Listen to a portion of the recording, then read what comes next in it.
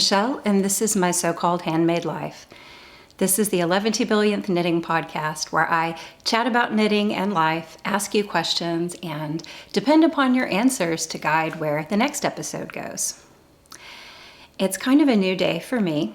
It's not even 2024 yet, but I'm already feeling a new start, a fresh start here. And part of it is because of what I talked about in the last episode. And I wanted to give a little explanation and an apology, and then I will be done grousing about my place in the online community and whether or not I would monetize and how content creation works. I will be done with that. You will not have to be patient with me anymore. The last episode was very disjointed. It was 3 different videos due to memory card issues. I was trying to piece them together, had a migraine, and was expecting company. I don't think I said what I meant very clearly. And when I was editing, I was like, wow, this sounds kind of whiny. And that's why I put the thing in at the end that I did to mock myself. But Ada commented, and I'm really glad she did, about her experience in the current iteration of online knitting community. And she is a maker and a seller of her products online via social media. And she just wasn't sure what I meant by oppressive trends. And I watched my video again and I thought, this comes across looking very judgmental at people in the knitting community. I don't feel that way at all. Clearly, I love lots of people selling things because I talk about their products all the time. I don't want the frustration I have felt at finding my place in the online knitting community, specifically whether or not I monetize a website and or if I ever would YouTube. I don't want it to be confused with frustration I would feel at members of the online community, because I don't feel that at all.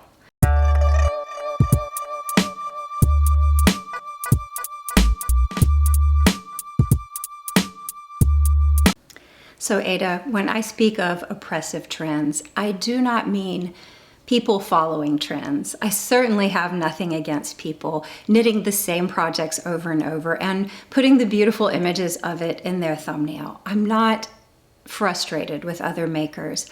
I think I'm frustrated with some spoken and unspoken guidelines directed at the content creation community. If you want to grow a channel or a website, there are some rules that, you read about that you can follow, and they do work. I love that you don't know about these rules, Ada, and I love that you're doing your own thing and you're doing it well. Let me clarify. Last year, I quit content creation for another site. I wanted to try and use some of the techniques I learned on my own and maybe funnel viewers who are willing from my YouTube to my website. I got really far into website setup and video practices. But the deeper I got into it, the less satisfied I felt. It just didn't feel right for me. I wanted to write as a supplementary income. That's not a bad goal, but I don't think the current methods that I would use or the environment that I'm in, I just don't think it would work for me. So these trends that I'm talking about, they range from super practical things like getting your site speed up, how to compress your media, how much media to share, where to post it, things like that, to things that feel akin to mind control a little, like moving images, how you place text, sounds, things to get people hooked in the first few seconds and keep them coming back for engagement. All of these things work. They all work and lots of people are using them. I know for a fact several knitting sites are using them, but I just didn't enjoy them. It's kind of like there are certain types of work that you just feel you love, you're good at it, you feel great doing it, and then others that just feel, such a chore to you, while other people flourish doing it. That's what it was like for me. And by oppression, I really don't mean that these abstract rules can harm me. They can't. I think what I'm trying to get at, Ada, is that my own brain was really hard on me. I was oppressing myself. My brain would be like, okay, you said you were going to give this the good old college try for a year, and you didn't even put out a video last week, and you aren't doing shorts, and you didn't do this, and you didn't do that.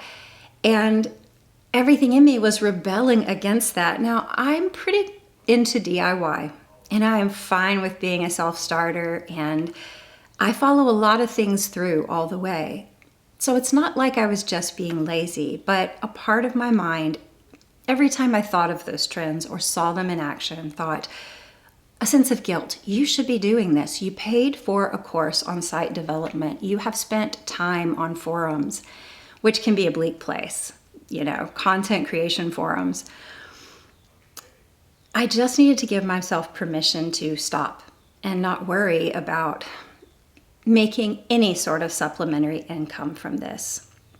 I think that frugal mentality that I told you I came from, that culture, makes me feel like if I spend money on something, I really need to follow through. This wouldn't be the first time I didn't follow through, but the reality is the small amount I spent on a course to learn site development or channel growth, I would have spent so much more paying someone to refurbish my website and get it kind of up to date and ready for whatever I would do in the future. So I didn't waste money. I don't feel like I wasted time. I learned some really great tips about video editing, not that I always do them. I learned some really great tips about running a website and designing it yourself. I don't regret any of that. So why have I been so hard on myself? Why have I felt so frustrated? I've kind of teased that I'm going to let go of it. I'm just going to be me, do my own thing, turn on the camera several times this year. But then I would find a bit of a workaround to the problem. And I'd be like, well, maybe I should give this a try. And I'm just finally realizing I got what I needed out of that experiment. And I'm done with it.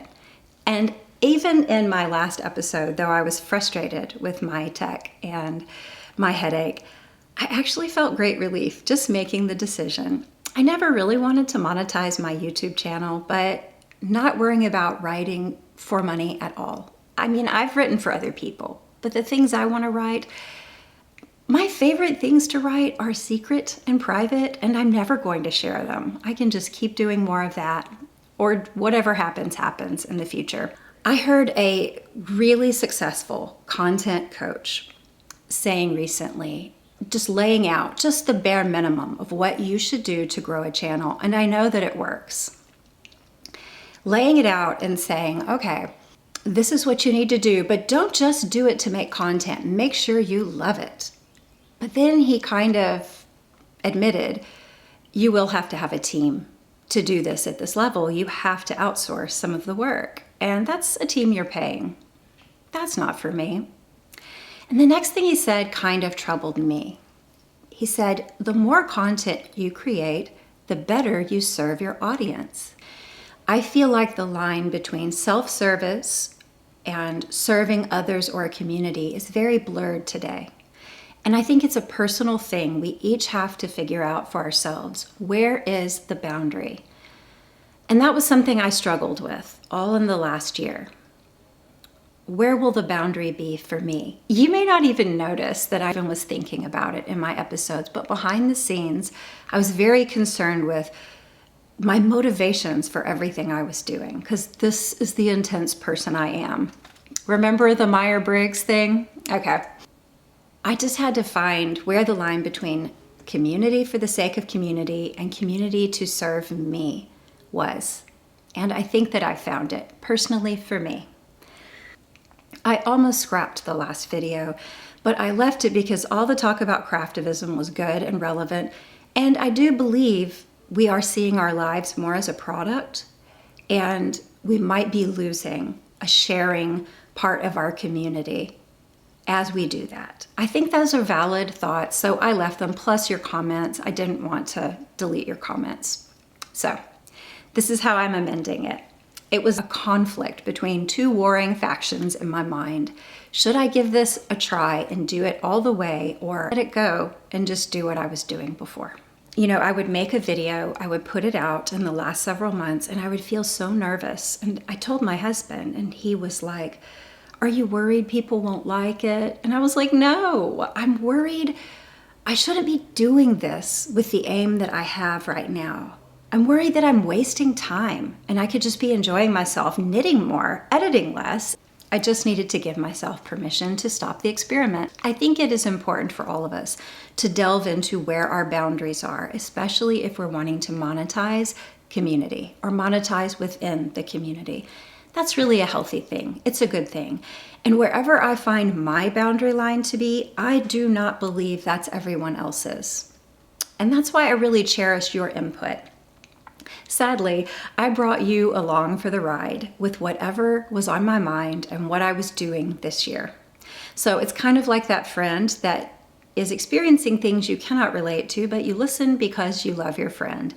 I really appreciate those of you who listened to my frustration about content and AI and automation and capitalism and too much stash and spending and all of it, because all of it kind of wove together my personal boundaries, and you just were there for the ride.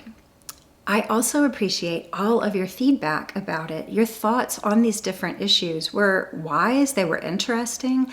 Some of you are sellers. You make things, you do sell your products online, and your perspective was really invaluable to me.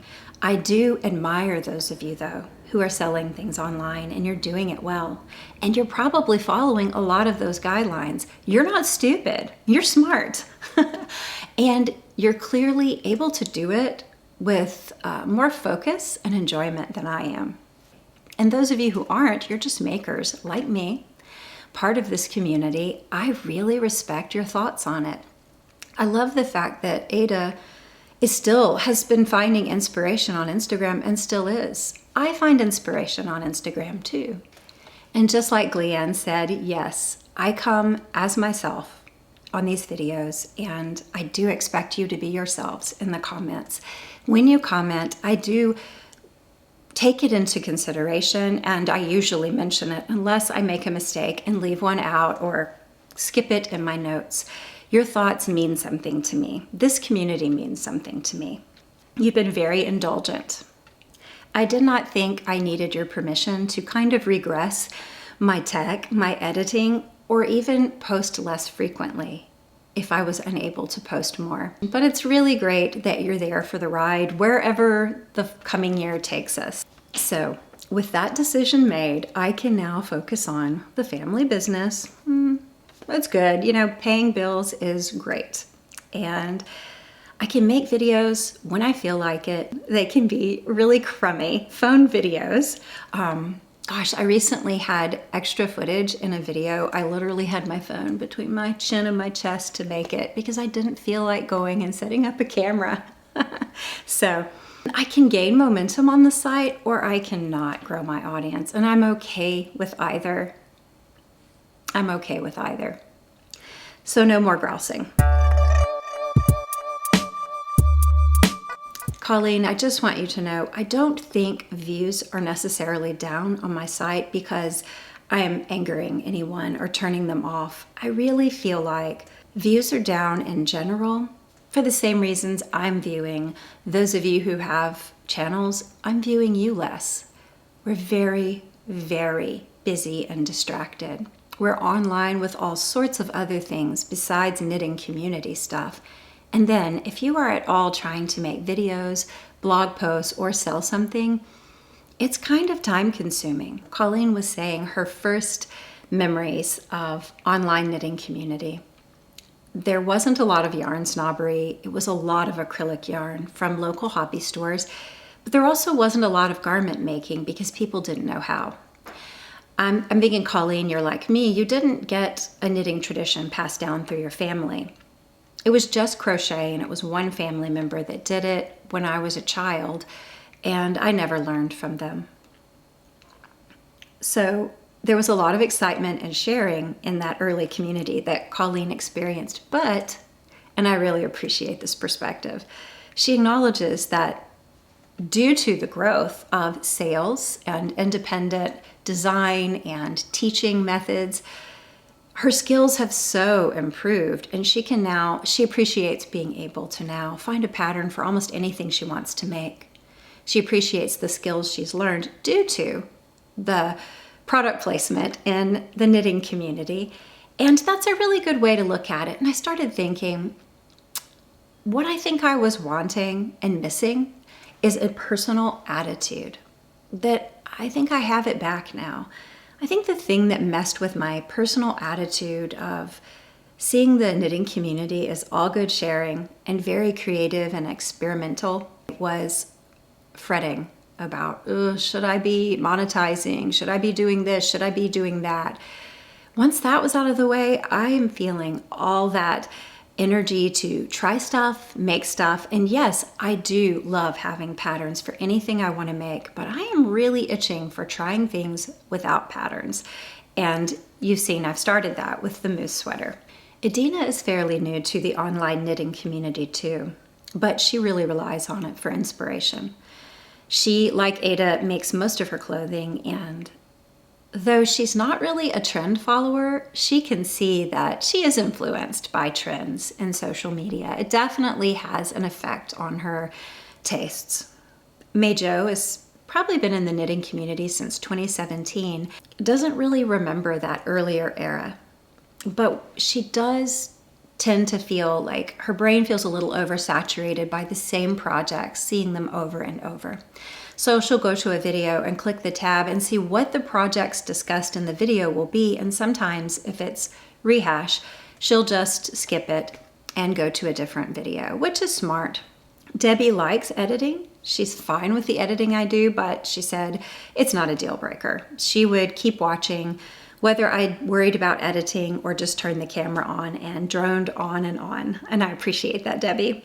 Gleanne avoids channels that are selling something. And that's probably her personal boundaries. That's how she maintains them.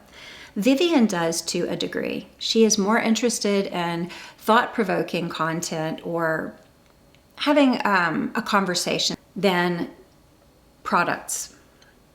Caroline likes to watch makers that she can relate to, so that tends to call for a little more of the conversational knitting podcast format rather than just information. Katinka found her online community to be a real blessing. She did have an in-person spinning community, but she felt that the amount of information, activism, information coming through the knitting community was overwhelming at times. And I think that's just something we've all come to grips with in social media. She would have to take breaks, which is maintaining healthy boundaries. Everyone has had to do that in the last 4 years. Even full-time activists have to step back and take a break because our brains and our minds our brains and our hearts can only handle so many terrible things before it starts to break us down. And then we're no use to anyone. She's also not at all concerned with guidelines or keywords. Katinka has a lot of videos on YouTube and reels, a really great selection of reels on Instagram. You've really dove into the reels thing, Katinka, that it's hard for me. Colleen, K-Tad, Kaylin, Virginia, Jen, She-Bear, and Ada, I thank you all for your encouraging words. And Macon had a thought that there was a time where she had online knitting community that was so helpful when she was trying to learn that she remembered talking on the phone, one knitter contacting another. They did not know each other except through online forums, and talking them through how to fix something via the phone, which is really kind of going out on a limb. That's really extending yourself. That is true community. And Macon feels like people are too busy to really do that now. And I do agree, we are busier. And when we're online, possibly because it is a marketplace more than it was. Now, we have a lot vying for our attention, and we're doing a lot of business online. And she has seen it's a little harder to find that supportive DIY learning together community. And that is something that I feel like I had easily way back when. But the reality is I can find how-tos for free now. I can deal with a few commercials and get patterns for free. I have so much at my fingertips that I think I've probably taken it for granted. And I'm just missing a wistful, nostalgic time in my life that honestly, I'm feeling it again just by a few decisions that I made.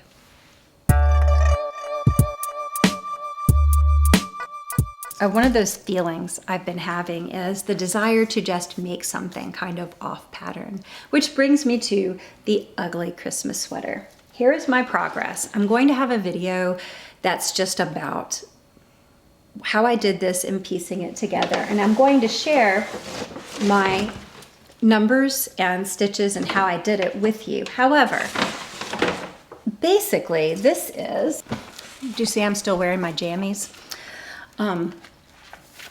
Basically, I heavily relied on Elizabeth Zimmerman's Knitting Without Tears. And if you're fairly new to knitting, or say you're a younger knitter and you've kind of learned through mostly YouTube tutorials and things, that's wonderful. And that may be the way that's best for you, but I can't recommend this book enough. This Elizabeth Zimmerman is sort of the, I think one of the most original creative knitters who popularized circular knitting. And I feel like this is her best book. And in it, just simply told with simple illustrations and simple ideas of like percentages. Here is the one I'm using. It's a basic raglan sweater. You can see I've made notes all over it. You just take your numbers, you knit a swatch, you take your numbers, and you feed them into like a template based on percentages, and your pattern basically writes itself. Now, I deviated from her percentages a bit to make things the way I wanted them, but I just wanted to mention that the inspiration for the shaping of my shoulders has come from Elizabeth and the sleeves, but it's not exactly her thing. So I will share what percentages and or numbers I use with you when I put out that video. But here's where I am. Now you remember, I wasn't sure if I would like it. I am doing a knockoff of Marshall and Lily's moose sweaters from How I Met Your Mother. It's not even really a Christmas thing, but I'm doing it because I thought it looked fun for Christmas. I made the decision to end my intarsia well before the armhole begins because I just didn't want to mess with decreasing and doing this at the same time. Plus, I was trying to imitate the sweaters in the show. I made my sweater big enough that it could fit my husband or me. So I am using, it's bulky, but I think that it might be closer to super bulky. This is Cascade Eco for brown and for the white, held together with either Patons in the off-white, like a Patons tweed, or Knit Picks or Barocco brown yarn. So it's a little thicker than bulky. Had I known how I wanted to shape my shoulders and the neckline of my sweater when I began, I would have started top down. And then I would have knit the yoke, everything, all the way to well under the armhole, and then just split the sweater and knit the front separately from the back to do the intarsia. But I didn't know how it would look or if I would like it, so I began at the bottom and I went with the bottom up. And I made the choice to work the feet into the bottom ribbing, which is a bit messy, but that has the look of the sweater in the TV show. So it's all on one piece. And because I knit from the bottom up, I have two separate pieces all the way, and I have my sleeves, which I knit. And I had to put a few stitches on both the front and the back for the armhole onto waste yarn, and I have my sleeve stitches on waste yarn. I loaded it all up onto the needles, and I am ready now to connect and knit the yoke, the raglan shaping, all in one piece. Then I will have to go back and seam my underarms and along the sides of the sweater. There's probably a better way to do this, I'm sure. But one lesson you can learn from this is that if you just want to get started on something and you don't even think through, okay, what's the smartest way to do this? Let me plan it out more. And I didn't. I wanted to get started working. There's always a way to fiddle with it and make it work, whether I went top down or bottom up. So this moose is very graphic, and we've discussed graphic knits recently. I showed you my Wednesday sweater. I might make a video talking all the details about Wednesday all in one place, but I have quite a bit of yarn left from the Wednesday sweater. These are small balls, but I have larger ones too, of Cascade Eco Merino. And I'm thinking of using, I'm not sure which color. I'll probably go with the green for Virginia Sattler-Reimer's newest bulky hat pattern. I might even make one as a gift, but we'll see. Because I decided to do Christmas Sweater-o-rama, which you're gonna see, there's another one, I may not do the gift knitting I planned. Like, I don't know if I'll even do the Simply Irresistible worsted socks that I thought I would. We'll see. So this is very graphic, and I really enjoyed exploring Ugly Christmas. But I read a newsletter post from Albina McLaughlin, and she was discussing her Spleodar sweater. It's a yoke sweater.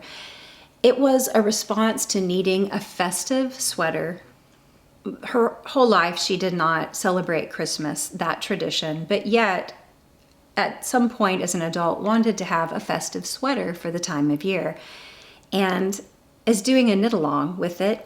And I thought, you know, there's a lot of her patterns I'm really, really wanting to knit, even more than Spleodar, but I thought this is a good time for me to use some Brooklyn Tweed Bird Book colorway that I've had in my stash and been saving for something special.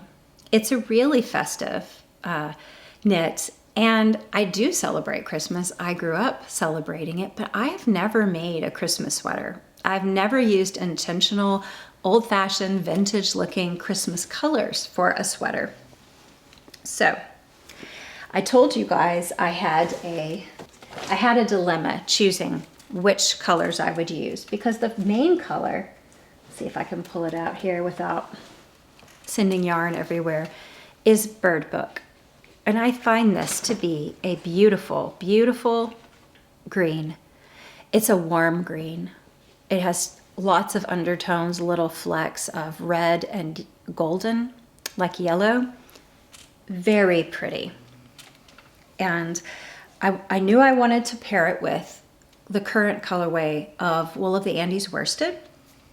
So my question was, should I pair that with Dove Heather Tweed or this Briggs & Little Heritage?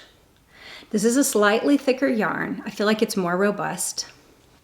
Everything else is, I think this is closer to Shelter and texture, the Heritage, but this is like the current. And I put the pictures side by side of the little groupings of yarn I could use on Instagram, and I asked you guys, which should I do? And overwhelmingly, most of you chose this. So I knit up my swatches, and I was agreeing with the gray. I love tweed and I love gray. Now these swatches are not actually the stitch pattern of Spleodar. I just kind of glanced at it and fiddled with it to make, to get all the colors in there. I'm not doing increases or anything like that in it. I just wanted to see all the colors working together. So it's like an approximation of the stitch pattern, but this is the gray, and this is the cream Heritage. Now, I don't know if you can tell, but the cream really makes, and this is knit a bit sloppy. It was late and I was rushing. I feel like the cream really makes this design pop. And those of you who said it would, you were right. And also this feels more vintage, old-fashioned Christmas, like something from my childhood that I would have worn. So I went with the cream. and I have made a bunch of progress on this since I last posted. I worked on it all through Thanksgiving. I hope you had, if you do celebrate Thanksgiving, I hope you had a good Thanksgiving. I did. My children were all here for it. My son brought his girlfriend, and we really enjoyed getting to spend more time with her. Yeah, here we go. Here's the front. Isn't this beautiful? I see some bunching a little bit with this color work, but I was really careful to be loose with my floats, and I feel like it's going to block out just fine. And also the nature of the increases does give it a bit of a, not quite puckered, but I think it's going to block out just fine. And I just want you to look at the colors together up close. I just can't get over this bird book. It's really beautiful. So I am on my third to last skein right now. I have about, 4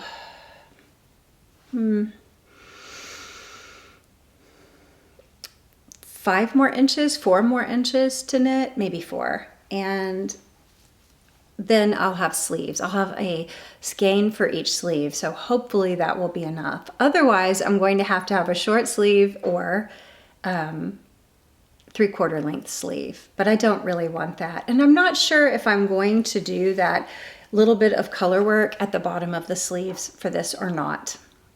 I have some thoughts about maybe doing something a little different on one sleeve than the other. I'm not sure. But I'm really pleased with this. I'm happy to have a traditional Christmas sweater. I asked you if you have traditional Christmas sweaters, or if you've ever knit one, be it ugly or regular. And you guys had some thoughts on ugly Christmas sweaters. Adina feels like her office is singling her out with the ugly Christmas sweater party. I do not believe that's true.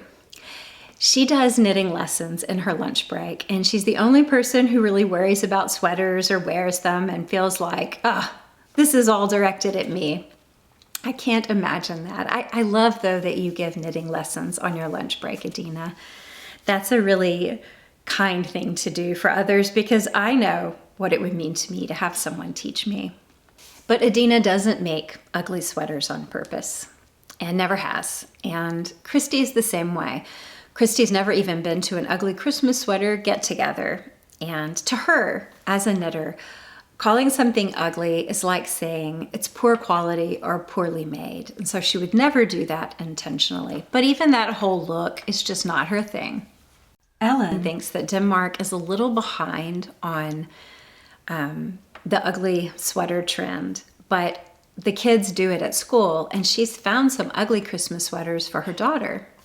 She's actually looked in thrift stores to find them, and they match the Christmas caps that the kids wear, and I really think that's smart. I am big on thrifting for things. As you know, I live in Texas. I don't find a lot of good wool in thrift stores, but I have on occasion found beautiful hand knit sweaters, especially when I was looking for yarn to rip back and reuse. Well, there was no way I could rip back a masterpiece like some of the ones I have found used. That's what I did with that ugly sweater that I got for my husband. It wasn't ugly, but it was something kind of Christmassy, and I found it at a thrift store. I also recently, do you guys thrift for Christmas? Do you feel bad giving thrifted gifts to people outside of your immediate family, or even to your immediate family? I have always thrifted at Christmas. Not everything, but if it was really neat home decor, it was usually thrifted, or books. And recently, my son is about to graduate fully from from college and will be moving on his own. And we had said, well, rather than some little something for, birthday and then Christmas, you need to get your apartment set up. We would combine graduation, birthday, and Christmas. It's still on a budget, but we could help him get settled in an apartment because he only had like a bed and a chest of drawers. So I went to a Habitat for Humanity store and found a great light new mid-century looking couch, and it actually is the same style as a chair we were going to give him of ours. So it just worked really well.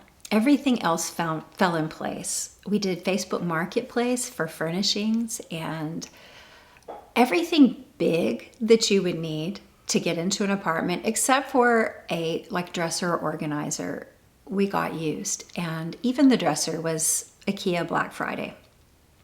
So he's kind of set up. It's nice. And it was all really affordable on a budget. But it was used, and he doesn't have a problem. But I know at first when I said, hey, we'll look for some used things, he was kind of like, he was picturing furniture sitting in the rain on the side of the road for a week.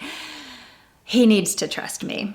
I like used gifts. I also have a set of books I'm giving to someone for Christmas, and I'm just so proud of those gifts that I had to kind of search for and discover. I love thrifting for things. Katie just wears her regular sweaters to the ugly Christmas sweater parties. That's horrible. I mean, it's fun that you get to wear them, but who would ever think they were ugly? I feel like, Katie, you have a great selection of Christmas or Christmas looking sweaters too. A lot of red, and that, I think it's pronounced Yulgren sweater by Andy Satterlund. That was my favorite Christmas sweater. It still is. I might flash a picture here, but it's no longer for sale. Andy went out of business as far as being a knitting designer, but it is the cutest. I will post the picture because you might find inspiration and just kind of fiddle with it and figure out your own. It's the use of cables and I think baubles to make a Christmas relief pattern and texture on the front of a sweater. And some people would add little colorful embroidered ornaments, which I love. That's my favorite one of yours, Katie. When talking about what makes a sweater ugly, Katie, acknowledges it's probably in the eye of the beholder. She was thinking 80s and 90s styles, kind of like the Cosby sweater look. And I told her a local thrift store that had a really hop-in garment section. The lady who ran that section of the store said, man, I don't know what's wrong with Gen Z. They want the ugliest stuff. She said, windsuits from the 80s and 90s, like something your grandma wore. She said, if I put it out, they eat it up. I thought that was so funny. I don't know how accurate that is, that judgment of all Gen Z, but I just thought the way she saw 80s and 90s clothing was so funny. Macon has a bunch of Christmas sweaters and would like to have one for every day of December leading up to Christmas. Macon works with kids, and so she has sweaters that are comfy, some that are handmade, and one that's store-bought and really unusually itchy and uncomfortable. But I love that you're doing that. Probably, it sounds like partially for the children, and I know they appreciate that. Kids notice when teachers or adults take time to kind of cater to them, in fun in some way. So does your choice of Christmas sweater change if you have children in mind that you'll be wearing it around? Do you go for primary Christmas colors or very obvious symbols, or maybe something that's kind of funny or maybe over the top ugly? Does that affect your style of Christmas sweater making? I remember my brother his birthday was on Halloween, and he had a Halloween themed birthday party as a little boy. And I was about 4 years old. And I remember my grandmother dressed as a witch, and she had a long tat of hair that had been her mother's, her mother's real hair that she cut off to have a flapper do. And it had been down below her waist. So it's this long, this big lock of hair. And she put it up here on her head, and she had it come down around her face and put a witch's hat on top. And she had a broom, and she just sat in a corner going, hee hee hee. And she'd give you a ride on the broom if you wanted. We were super Southern Baptist growing up, and years later she'd be like, I can't believe I dressed like a witch. She felt terrible about it, but it was so cute that she was trying to be fun for kids. And I always felt like she was an unusually youthful, sweet, fun grandmother.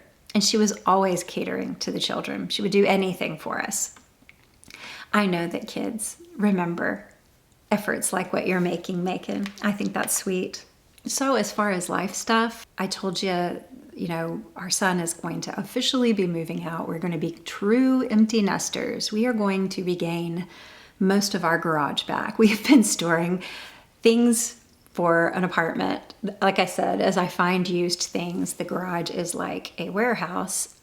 Plus I have a bunch of Christmas stuff up in the room where I normally film these videos. So we're excited about the expanded space, but we're really excited for him. He won't be living too close to us. That's a bummer, but I'm excited for the opportunity. We'll have a nice Christmas, all of us together, our daughter and son-in-law too. So we also, I don't know if you've noticed, he finally calmed down. My little dog, he's old. He's like 15. He has been making this grinding noise, and it almost looks like his jaw is out of line, and he's kind of making like a retching, smacking sound. His tongue is moving, and it's just this grinding noise. It sounds like a percussion instrument, like a little washboard kind of wooden stick thing. It's just been going on for weeks, and we've been trying to eliminate what it might be with the vet. He really shouldn't go under anesthetic, so we're working on it, but he just makes that little croaking noise all day. We started CBD.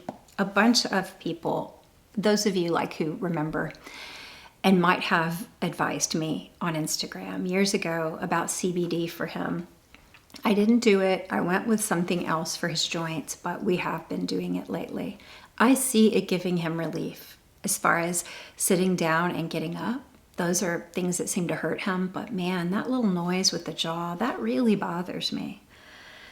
So hopefully this week he's getting blood work. We'll see what's going on with him.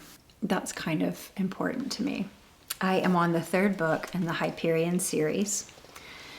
I forgot so much of it, but as I read, it comes back to me, and I'm enjoying it. I'm enjoying reading it. I am tired of having to reread things because my memory is so bad. I don't love that Google Brain thing.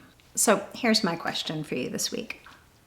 What's your gift giving looking like this holiday season? Whatever you celebrate, or if you don't, do you ever thrift for gifts? Do you feel guilty giving used items to people like resale? Do you worry that they'll turn their nose up at it? Or do you love it? Are you making things for family members? I know Jen is. I think Jen knits for family members and friends all year long, and that's so wonderful for you. I would just like to know what your making habits are like at Christmas, and if you ever give resale items. I realize that might be unusual. I used to do it when the kids were little with toys, like brand new looking toys. And I do it all the time. My house is so furnished with resale, but anyway. And did you know that Facebook Marketplace is a great place to find plants and plant pots, and they're often cheap, the kind that might cost $40 or $50 at a home improvement store. Lots of people sell plants on Facebook Marketplace, much healthier than you would find at, say, a Walmart. So I don't know, that's a little tip for you. We got a new set of lights over the table. It's something I thrifted over a year ago. They're those Tom Dixon Void lights that were popular, I don't know, maybe in the late 90s or something, maybe early 2000s. They're halogen lights. They aren't converted to LED, so they're older. They were a crazy steal. And I don't know, maybe that modern look is gonna run its course and people are gonna be tired of it, but I don't think I'll ever be tired of these lights. I think they're really fun. And my husband finally put them over the table, and we had some problem solving to make it work with what's happening in the attic and where our table is located in a very tiny space. It's really hard to center the table under the lighting. There's a lot of problem solving, and probably that's why we put it off for a year, but they're finally up, and he put a little dimmer on them. And so for just a small fraction of what it would cost to have those lights, which there's probably, I'm looking at them now, there's probably knockoffs of this design all over the place now.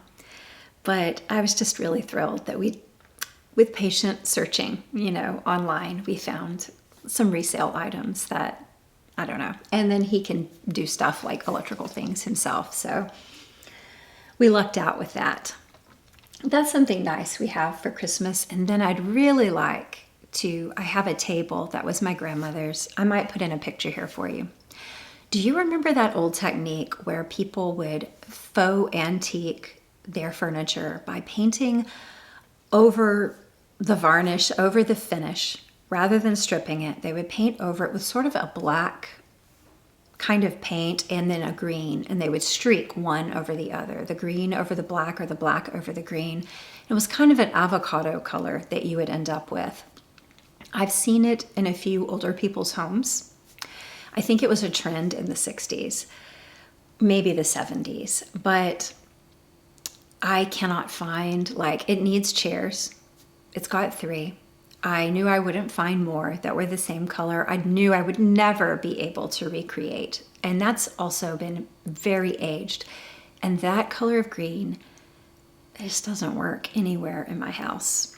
And I'm not all about matchy-matchy, but the clash is intense. It would not work in my dining room, so I'm going to strip it. And I don't feel too guilty about it. It's not a shrine to my grandparents. My home might seem that way, but it's not. It is full of lovely memories of them. And had they taken the time to strip it themselves, they probably would have enjoyed having it stripped and stained rather than just painted. I'm really excited about it though, because when the leaf is not in it, it's a much smaller table. It will fit better in my dining room. And I don't know, it just makes me think of my grandparents and all the fun meals we had around their table growing up. And I just remember my children eating till they were about to bust at Thanksgiving or Christmas. And then they would just lay on the floor under the table and they would chime in the conversation here and there. It was really sweet. That's what that table makes me think of. But I am on the hunt on Facebook Marketplace for replacement chairs for the ones that were broken or were lost in my grandparents' move. And I've been searching on certain sellers on Instagram, but a lot of modern mid-century furniture is incredibly expensive in the Austin area. Even though it's resale, I don't really even consider some of those stores. But Facebook is the way to go. So anyway, someone said they forget what my questions are to leave a comment about. But if you look at the top of the description, I usually say my question to you, and it's the main ones. So you can always jump to the description and close to the top, see what my question of the week is. Let me know about your Christmas giving. If you're making, if you're knitting or crocheting, or if you're buying anything used for Christmas, or if you ever have, and why or why not.